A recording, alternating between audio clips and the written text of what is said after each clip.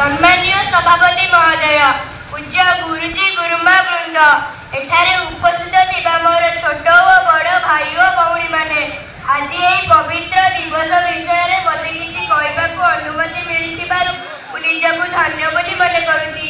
आज 26 जनवरी 2026 मसीहार 75तम गणतंत्र दिवस। आमे प्रतिवर्ष 26 जनवरी को साधारणतंत्र दिवस बा गणतंत्र दिवस भावे पालन करताऊ। 1950 मसीहार जदि यार इतिहास कहबाकू चाहूँगी, सेदिन थिला 1930 मसीहा राबी नदीर तट कांग्रेस लहर अधिवेश। सेदिन पंडित जवाहरलाल नेहरू को भाषण मुग्ध करनेला भारतवासी को। ताहा थिला पूर्ण स्वराज्यर डाकरा। इतिमध्ये आम देशर अक्लांत परिश्रम करुवा स्वाधीनता संग्रामी मानक प्रशंसा जेते कले भी अत्युक्त हेब नाही।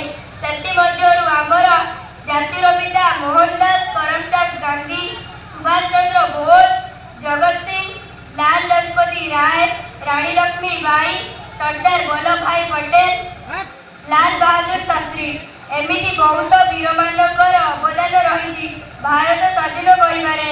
एही वीर मानकर दृढ़ मनोबल एवं अक्लांत परिश्रम जोगु आम भारत 1947 मसीहा अगस्ट 14 तारीख मध्यरात्रि रे स्वाधीनता लाभ कला।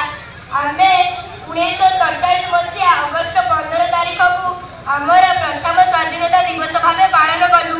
1947 मसीहा अगस्ट 15 तारीख रे आम देश भारत स्वाधीन होइतिला, किंतु आम देश रे सेतबेले पर्यंत कौनसी नियम कानून संविधान नथिला। तेणु डॉक्टर भीमराव अंबेडकर अध्यक्षतार एक टीम देशर संविधान लेखिला। आंबर डॉक्टर भीमराव अंबेडकर से महान अवदान दीर्घ 2 वर्ष 11 मास 18 दिन धरी संविधान लेखा चलीला।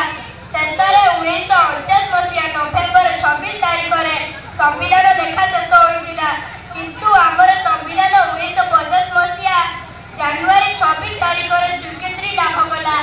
एही दिनठू आमे जनवरी 26 तारीख को गणतांत्रिक दिवस रूपे पालन कर आसीचु।